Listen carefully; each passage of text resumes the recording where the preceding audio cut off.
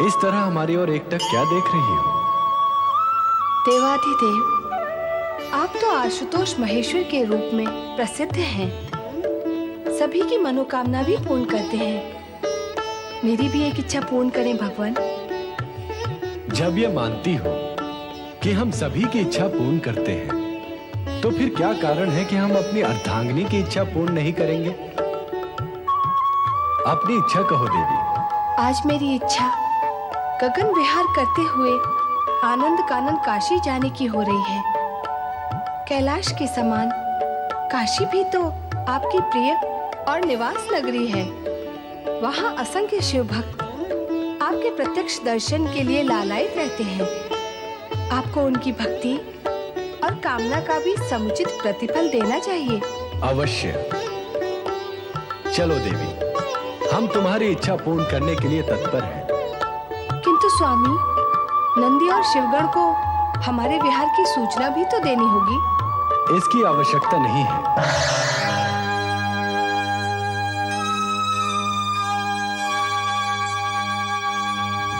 नंदी भैया, भगवान भोलेनाथ और माता पार्वती कहाँ गए हैं? क्या बताऊं और कैसे बताऊं कि वे कहाँ गए हैं? इस विषय में जितना तुम्हें ज्ञान है उतना ही मुझे है। लगता है भोलेनाथ किसी भक्त की पुकार सुनकर उसकी सहायता के लिए गए हैं। और माता पार्वती, वे भी साथ ही गई होंगी। हमें तो लगता है हम सबको चकित करने के लिए वे अदृश्य हो गए। अब क्या होगा नंदी भैया? क्या होगा भैया? जब तक वो प्रकट नहीं होंगे प्रतीक्षा तो करनी ही होगी।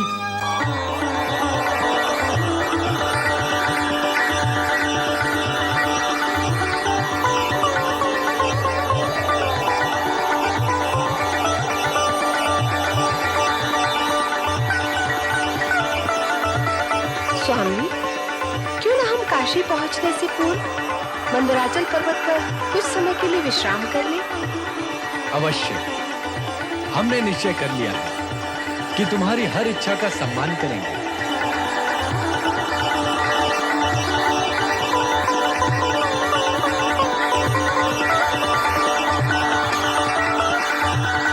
ओम नमः शिवाय। ओम नमः शिवाय। ओम नमः शिवाय। ओम नमः शिवाय। ओम नमः शिवाय। ओम नमः शिवाय। हे शिव शंकर, मैं उस समय तक कठोर तपस्या करता रहूंगा जब तक आप प्रसन्न होकर मुझे पुत्र प्रदान नहीं करेंगे। ओम नमः शिवाय। ओम नमः शिवाय। ओम नमः शिवाय। ओम नमः शिवाय। नारायण नारायण नारायण, श्रीमन्नारायण नारायण नारायण।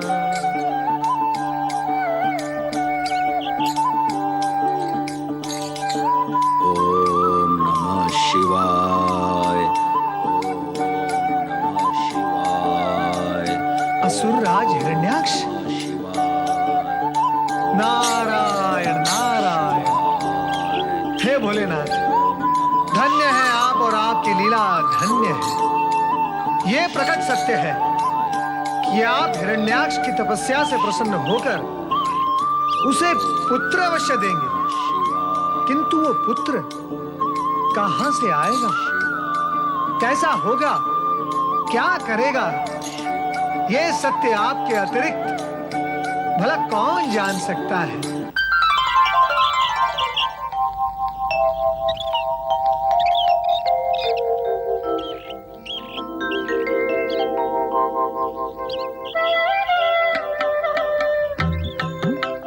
कहो प्रिय, हिमालय मनभावन है अथवा मंदराचल?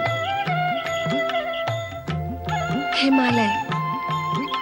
इसलिए कि हिमालय तुम्हारे पिता का घर है? इसलिए कि वहां पर मेरे पति का तप स्थान है, घर है, और पति का घर अपना घर होता है। प्रिय, सौंदर्य तुम्हारे मुखमंडल पर ठहरकर इतना अधिक सौंदर्यमय हो गया है कि अब वहां से दृष्टि हटाने को मन ही नहीं करता।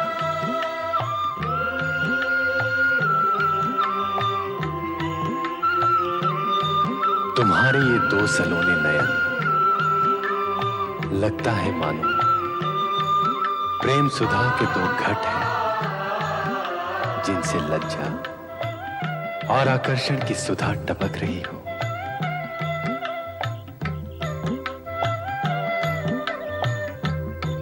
तुम्हारे ये रसीले अधर मानो फूल की दो पंखुड़ियां हो, जब बोलती हो तो लगता है मानो पुष्प झड़ रहे हैं। तुम्हारा ये रूप लावण्य, आकर्षण और मनोहारी सौंदर्य देखकर इच्छा होती है कि युगों युगों तक तुम्हारे इस सुंदर मुखमंडल से आंखें ना हटाऊं।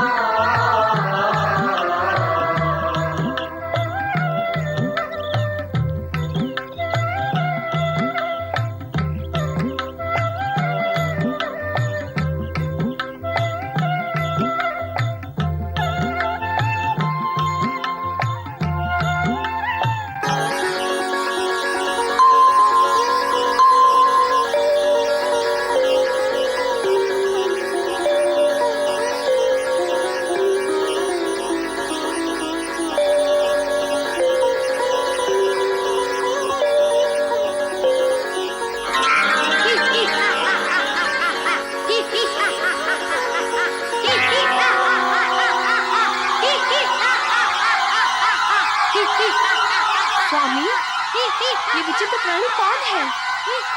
इसकी विचित्रता भी तुम्हारी ही लीला का परिणाम है देवी। मेरी लीला? मेरी कैसी लीला? तुमने हमारी आंखें बंद कर ली, तब यह प्रकट हुआ। इसलिए अंधा तो इसे होना ही था। अब चूंकि इसका निवास राक्षसों के साथ होना है, इसलिए यह राक्षसी रूप के साथ प्रकट हुआ है। अब तुम्हें ही इसका लालन पालन करना होगा। मुझे? हाँ, जब तक ये अपने निर्धारित स्थान पर नहीं पहुंच जाता, तब तक तुम ही इसे पालोगी। पर इसका निर्धारित स्थान है कहाँ? कुछ समय पश्चात तुम्हें सब कुछ ज्ञात हो जाएगा।